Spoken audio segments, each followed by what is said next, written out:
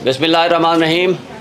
आज के हवाले से हमारे दो सब्जेक्ट हैं, हम वो उस मौजू पे बात करेंगे। एक तो है जो आज इस्लामाबाद हाई कोर्ट में और सुप्रीम कोर्ट ऑफ पाकिस्तान में इमरान खान साहब का जो केस है, स्पेशली जो तोशा खाना वाला, जिसमें नाजायज़ तरीक़े से उनको सज़ा दी गई है। दूसरा सब्जेक्ट है हमारा इलेक्शन कमीशन ऑफ पाकिस्तान का कंडक्ट और इलेक्शंस, प्रेसिडेंट ऑफ पाकिस्तान का ख़त और इलेक्शन कमीशन का जवाब। हम इस मौजू पे बात करेंगे। ये दोनों बड़े इम्पॉर्टेंट सब्जेक्ट हैं। इस लिहाज से सबसे पहले हम बात करना चाहेंगे जो आज होता रहा है इस्लामाबाद हाई कोर्ट में और सुप्रीम कोर्ट ऑफ पाकिस्तान में। ये तो किसी शक व शुबा से बालातर हो गई है ये बात कि मुतासिब जज हुमायूं दिलावर ने बग़ैर हमें सुने एक तरफ़ा फ़ैसला किया, और जब ये कहते हैं कि आप शवाहिद पेश नहीं कर सके, तो जब हम शवाहिद और गवाहान की फ़हरिस्त देते हैं तो 12 बजे वो कहते हैं 1:30 बजे ले आइए अपने गवाहान, और 1:30 बजे वो कहते हैं कि अब हम एप्लीकेशन जब देते हैं कि जनाब हमारे गवाहान कराची से आएंगे, इनको 1 या 2 दिन का टाइम दे दीजिए, तो वो फरमाते हैं अब ये गैर मुतल्लिक़ा हैं।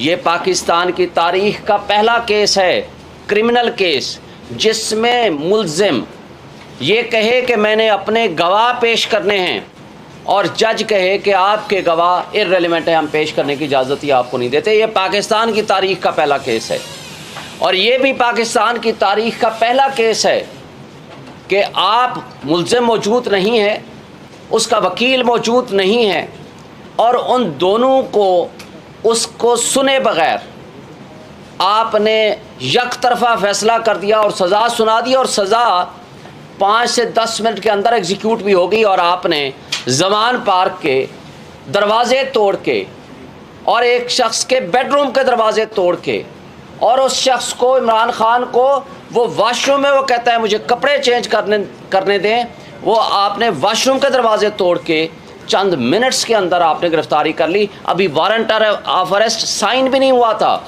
जारी होने दूर की बात है, आर्डर की कापी किसी के पास नहीं थी।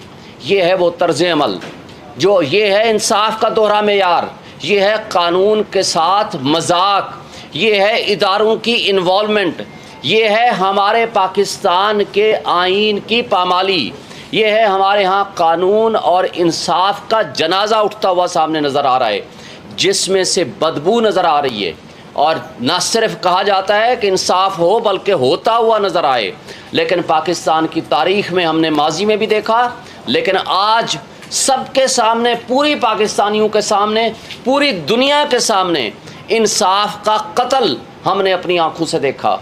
और जब इस्लामाबाद हाई कोर्ट के चीफ जस्टिस साहब को सुप्रीम कोर्ट ये हुक्म देती है कि आप ये केस खुद सुन के फ़ैसला करें, जुरिस्डिक्शन पे और मेंटेनेबिलिटी पे और लिमिटेशन पे और इलेक्शन कमीशन के अथॉरिटी पे, ऑथोराइज्ड पर्सन पे आप फ़ैसला करें, तो जस्टिस आमिर फ़ारूक साहब सुने बग़ैर वो भी दोबारा उसी तीसरी मरतबा उसी जज को वापस भेज देते हैं, और ये करते हैं 3 तारीख को ऑर्डर। 4 की शाम को हमें ऑर्डर मिलता है, 4 अगस्त को 3 तारीख का ऑर्डर है, और 4 को ही चीफ जस्टिस आमिर फ़ारूक साहब उसी मुतासिब जज को, हुमायूं दिलावर को, एक स्पेशल नवाजिश फरमाते हैं कि एक जज जो कि ट्रेनिंग पे जा रहा था यूके, उसको तब्दील करके उस हुमायूं दिलावर को नॉमिनेट कर दिया कि जी आज आप 5 तारीख को चले जाएं। कल बार बार सवाल हुआ कि जी उस जज साहब को जल्दी क्या थी? जल्दी ये थी कि उन्होंने उसी दिन शाम को 5 तारीख को ही लंदन यूके रवाना होना था। ये भी हुस्न इत्तेफाक है। हुस्न इत्तेफाक ये है कि जब ऐसे लोगों को, शरीफ बिरादरी को, या जिसको भी सज़ा मिलती है, तो वो लंदन भाग जाते हैं या दुबई भाग जाते हैं, और यहाँ जिस जज ने इमरान खान को सज़ा दी वो भी लंदन जाता है या दुबई जाता है या वहाँ जाता है। ये जगह कदर मुश्तरक है। फिर यहाँ ये भी हमने माजी में देखा कि जिसको सज़ा होती है वो बीमारी का बहाना बना के लंदन चला जाता है, और यहाँ जो शख्स सज़ा देता है वो बीमार हो जाते हैं और हमारे केसेस ही नहीं लगते, वो जज साहबान ही बीमार हो जाते हैं। ये काबिल अफसोस है या हुस्न इत्तेफाक है। और ये केस आज वाला जानबूझ के इलेक्शन कमीशन के वकील साहब इसको डिले कर रहे हैं ताकि केस का फ़ैसला जल्दी ना हो और इस दौरान बाकी केसेस में गिरफ्तारियां हम डाल सकें। कल आपने देखा है कि पूरी सरकारी मशीनरी हरकत में आ चुकी है। अब आईजी साहब को भी फ़िक्र लाहक हो गई कि जनाब जाएं, बाकी केसेस पड़े हुए हैं, वो केसेस जिसमें इमरान खान साहब के अदम पैरवी केसेस खारिज हुए हैं, ज़मानतें। और अदम पैरवी क्यों कि जी वो आए नहीं हैं। भाई वो कैसे आए? क्या वो जानबूझ के नहीं आ रहे? आप प्रोटेक्शन आर्डर जारी करें, लेकिन उनको भी जल्दी हो गई। साइफ़र के केस में FIA को भी जल्दी हो गई। और बाकी भी जो आपने देखा है जहाँ तमाशा लगा हुआ है। और कल उस फाशिस्ट हुकूमत के वो साबिक वज़रा यहाँ प्रेस कॉन्फ्रेंसेस कल से किए जा रहे हैं कि सुप्रीम कोर्ट इसमें ने नोटिस क्यों ले लिया। भाई सुप्रीम कोर्ट के पास एक पटिशन आई है और इलेक्शन कमीशन का वकील सरकारी मौजूद हैं, अटॉर्नी जनरल ऑफिस मौजूद है। काजी फ़ाइसा साहब की जजमेंट है कि जब कोई सरकारी वकील किसी केस को करने का नाअहल हो, ये लिख के देगा कि मैं ये केस हम नहीं कर सकते, हमारे पास अहलियत नहीं है, फिर आप प्राइवेट काउंसल कर सकते हैं। तो किस कैपेसिटी में आपने एक प्राइवेट काउंसल किया हुआ है? सिर्फ प्राइवेट काउंसल नहीं, ये वो काउंसल हैं जो नवाज शरीफ और उसकी फैमिली के मुकदमात के वकील हैं। उनको इलेक्शन कमीशन कितना इम्पार्शल होगा, कितना वो एक लिहाज से गैर जानिबदार होगा कि वो नवाज शरीफ की फैमिली का वकील ही उनको प्राइवेट वकील मिला है जो आकर के यहाँ मुकदमा लड़े। और वो मुकदमा जो 5 से 10 मिनट और आधे घंटे का केस नहीं है, क्योंकि ज़मानत देने और सेंटेंस और जजमेंट को सस्पेंड करने के लिए बेसिक सिर्फ प्रिंसिपल्स देखे जाते हैं।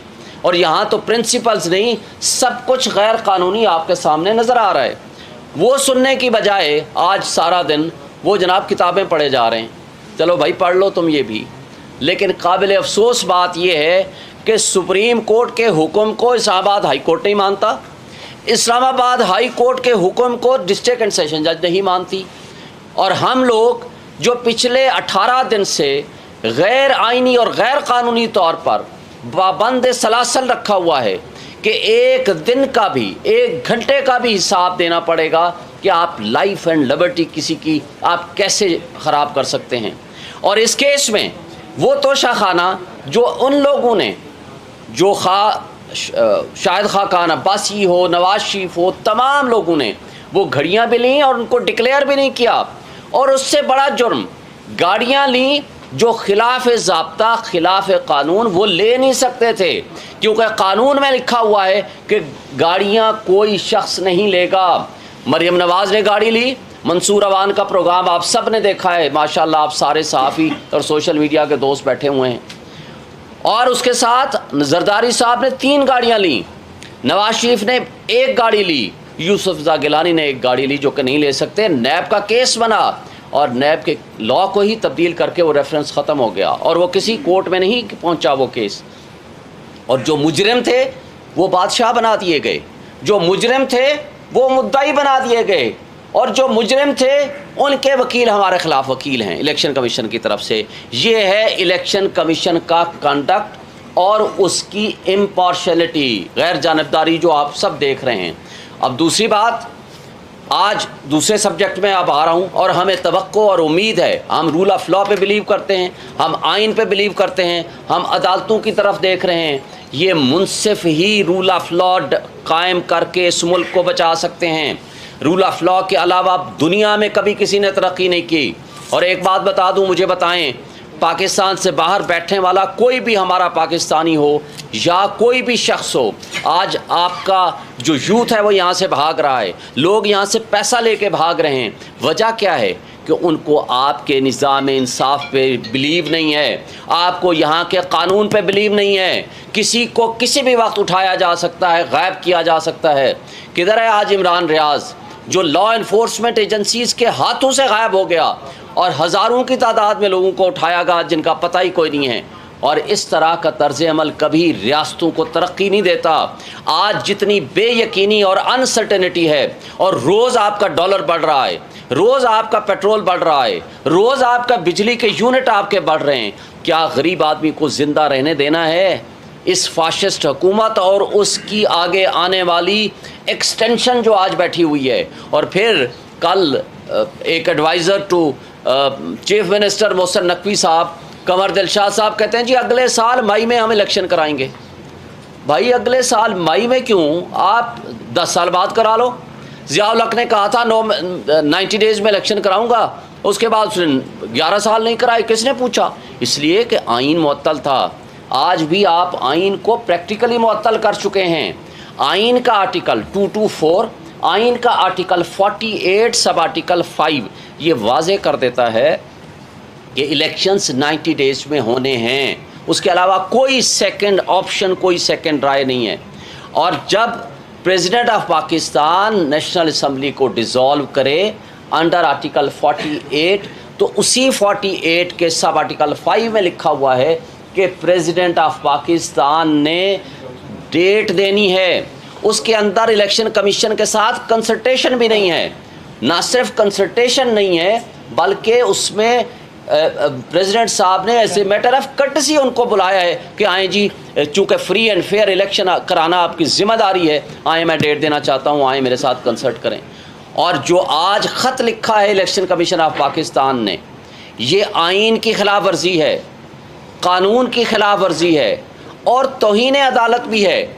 वजह उसकी क्या है कि इस प्रिंसिपल को सुप्रीम कोर्ट ऑफ पाकिस्तान 1 मार्च और 4/4 के फैसले में, जो कि रिपोर्टेड जजमेंट भी अब हो चुकी है, उसको रीडिटर्मिन कर चुके हैं, उसको इंटरप्रेट कर चुके हैं, डिफ़ाइन कर चुके हैं। तो अब उस इशू को, जिसको already supreme court of Pakistan determine कर चुकी है, तो इलेक्शन कमीशन प्रेसिडेंट को कहता है आपको पावर नहीं है, आपको अख्तियार ही नहीं है।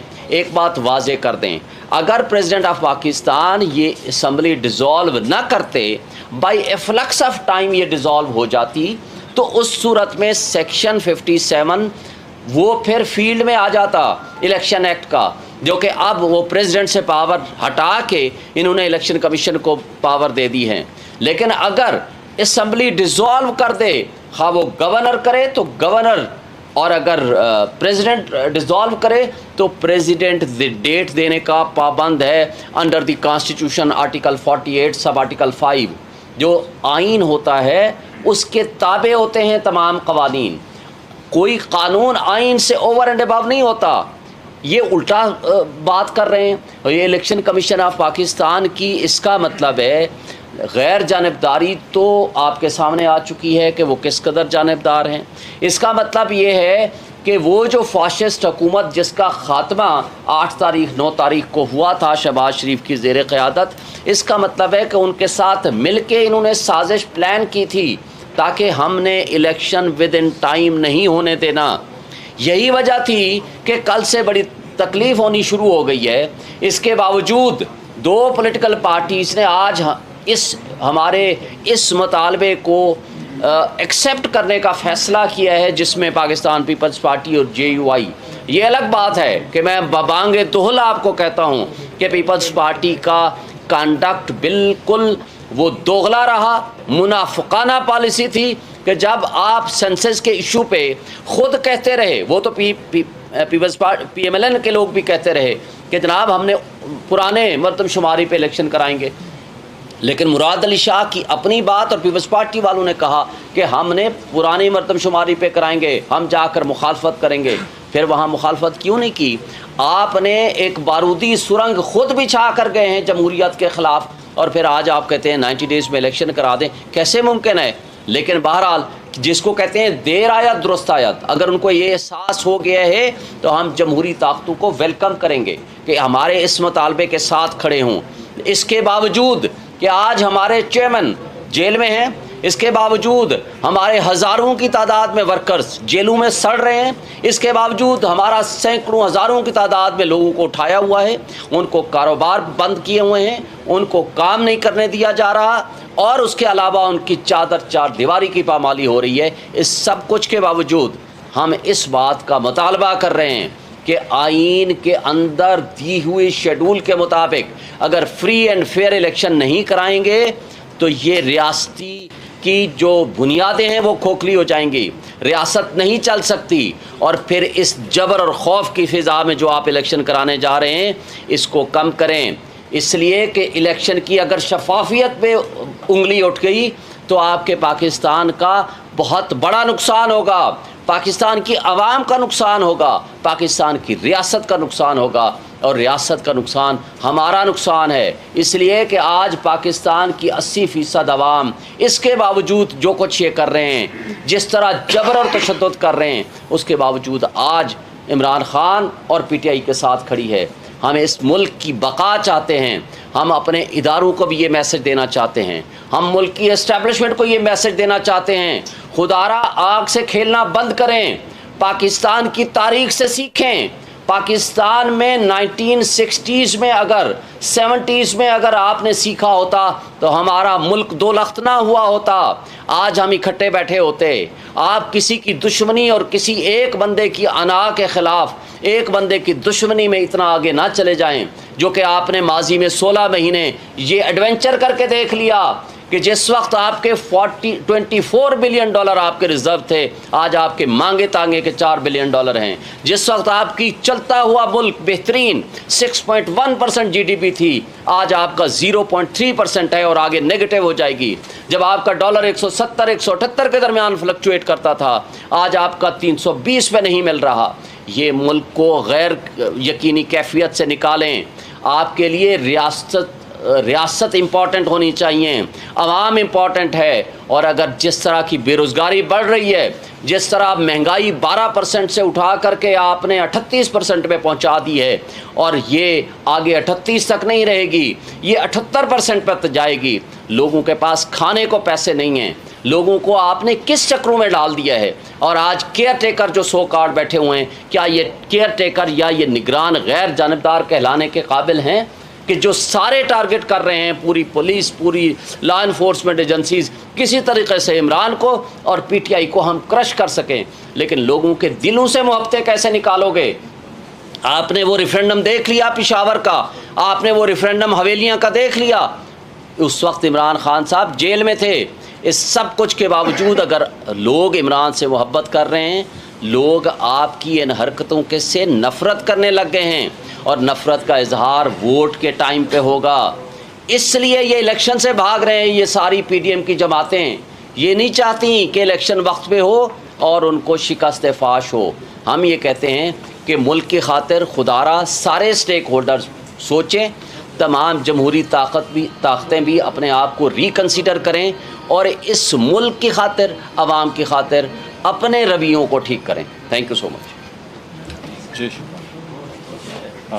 कोई ज़रूरी कुछ सवाल है कर लें, काफ़ी हुई है। इलेक्शन कमीशन की जानिब से जो सदर मुमलिकत को लिखा गया है कि वो आईनी तरमीम के बाद तो आपका इख्तियार नहीं रहा है, तो इस तनाज़र में जब सदर पाकिस्तान का ओहदा भी अहम नहीं है उनके लिए, तो कैसे वो इलेक्शन करवाएंगे या आगे बात मानेंगे? हम तो पहले दिन से चीख रहे हैं कि इलेक्शन कमीशन ऑफ पाकिस्तान गैर जानिबदार नहीं है, वो इन PDM की जमातों के साथ मिला हुआ है। जब इमरान खान साहब ये कहते थे तो हमें कहा जाता था कि आप तौहीन इलेक्शन कमीशन कर रहे हैं। तो भाई आज जब आइन बालातर है, सुप्रीम कोर्ट ये अपने फैसले में लिख के दे चुकी है कि इलेक्शन कमीशन ने जमहूरियत को डिरेल किया, जो विदिन 90 डेज़ इलेक्शन नहीं कराए पंजाब और KP के, और साथ आइन की खिलाफ वर्जी की है। लेकिन उस सब कुछ के बावजूद आपके सामने जो ख़त लिखा है ये गैर आइनी भी है, गैर कानूनी भी है और तौहीन अदालत भी है, सुप्रीम कोर्ट की जजमेंट के भी ख़िलाफ़ है। मैं सिर्फ एक पॉइंट इस पे ऐड करता हूँ जो आपका क्वेश्चन है। देखिए, सदर स्टेट का सरबराह है, रियासत का सरबराह है, वो फेडरेशन का हिस्सा है, वो पार्लिमान का हिस्सा है और पार्लिमान के हिस्से होने के साथ साथ वो वाहिद पर्सन है जो अपॉलिटिकल है, जिस सियासी जुमात के साथ उसका ताल्लुक़ नहीं होता, और वो सरबराह की हैसियत से जब माना जाता है तो उसकी बड़ी ज़िम्मेदारी है आइनी। और हमारे आइन में बाकी आइनों से बड़ा फ़र्क है ख़ासकर इंडिया से बड़ा फ़र्क है। वहाँ उनका सदर सेरेमोनियल होता है, हमारे सदर के पास कॉन्स्टिट्यूशनल ज़िम्मेदारियाँ भी है। एक इलेक्शन कमिश्नर का अपने सदर मुमलिकत को ये ख़त लिखना कि आपके पास इख्तियार नहीं है, मैं आपके साथ मुलाकात के लिए नहीं आ रहा, मैं समझता हूँ सियासत को एक साइड पे रख लें, ये ईवान की तौहीन है। वो एक सरबराह की हैसियत से बुला रहे थे, भला इलेक्शन कमीशन उससे डिसएग्री करता, इलेक्शन कमीशन ज़रूर कहता सर हम आपकी बात नहीं मान सकते क्योंकि हम आईन और क़ानून पे चलते हैं, हमारे इंटरप्रिटेशन के मुताबिक अब ये इख्तियार हमारा है। पर मुलाकात हर सूरत करनी चाहिए थी और ऐसे जवाब नहीं देना चाहिए था। जहाँ तक इस बात का ताल्लुक़ है कि उसमें अमेंडमेंट हुई है, वो सुप्रीम कोर्ट अपनी पहली कॉन्स्टिट्यूशन पिटीशन नंबर 1 में होल्ड कर चुकी है कि असम्बली 3 सूरतों में डिज़ॉल्व होती है। उसमें मौजूदा सूरत में सुप्रीम कोर्ट ने जो उसका रिव्यू भी नहीं है, वो सुप्रीम कोर्ट ये होल्ड कर चुकी है कि अगर एक दिन पहले भी असम्बली डिज़ॉल्व हो जाए, उस सूरत में भी सदर के पास ये इख्तियार है कि वो तारीख़ का तयन करे और इलेक्शन 90 डेज़ में होंगे। मैं समझता हूँ इलेक्शन कमीशन को अगर जो लेटर उन्होंने लिखा है ये बरतानिया और अमेरिका में किसी मुल्क में हुआ होता तो वो वहाँ यहाँ हमारा इलेक्शन कमिश्नर नहीं कहता, वहाँ उनका मेयर भी उसको बुला लेता और कंटेम्प्ट में होल्ड करता। ये बड़ा सीरियस इशू है। जी हम सुप्रीम कोर्ट में जा रहे हैं इंशाल्लाह। सीसीआई के खिलाफ भी कल अभी आपको बताया था इलेक्शन विद इन 90 डेज़ कराने के लिए, और इस लेटर को भी साथ चैलेंज करेंगे। अच्छा, थैंक यू। सवाल ये है कि जो इमरान खान को इस वक्त जो अदालतों से जो फैसलों का सामना है, उनके खिलाफ आने वाले फैसले और दीगर इशूज़ की वजह से इंटरनेशनल फोरम्स में भी आवाज़ बुलंद करने के हवाले से जो बात चल रही थी, उसके हवाले से क्या डेवलपमेंट? देखें, इंटरनेशनल फोरम्स पे पीटीआई वहाँ बड़ी एक्टिव है, पीटीआई के वर्कर्स एक्टिव हैं, वो ज़रूर आवाज़ उठा रहे हैं, वहाँ एहतजाज भी करते हैं, लेकिन हमने सख्ती से मना किया हुआ है कि हमारे नाम पे या लीगल टीम के नाम पे कोई फ़ंड्स रेज़ ना करे ऑफिशियल पीटीआई के अलावा। हमें पहले पता चला था कि किसी ने वहाँ यूके में फ़ंड्स रेजिंग के लिए किसी एनजीओ ने काम शुरू किया है, हमने उसकी सख्ती से तरदीद की है, यहाँ इस्लामाबाद से भी और वहाँ पीटीआई ऑफिशियल से भी, और कोई भी हमारे नाम पे कोई इस तरह की करे तो हमने उसको सख्ती से तरदीद कर दी है, इसका कोई वजूद नहीं है। इन्होंने केसेस के बारे में बताया, सिर्फ एक पॉइंट ऐड कर दूं, इन्होंने केसेस के बारे में बताया। हमारे आइन का ये तकाजा है कि अगर किसी को आप अरेस्ट करते हैं तो विद इन 24 आवर्स आपने उसको आइनी तौर पर बताना है कि आप मेरे साथ इस केस में अंडर अरेस्ट है। हम आपको ये ऑफिशियली बताते हैं, खान साहब के पास कोई ऐसा नहीं गया है कि जिस केस में वो कन्विक्ट हो कि जेल है, उसके अलावा किसी और केस में उसको अरेस्ट किया।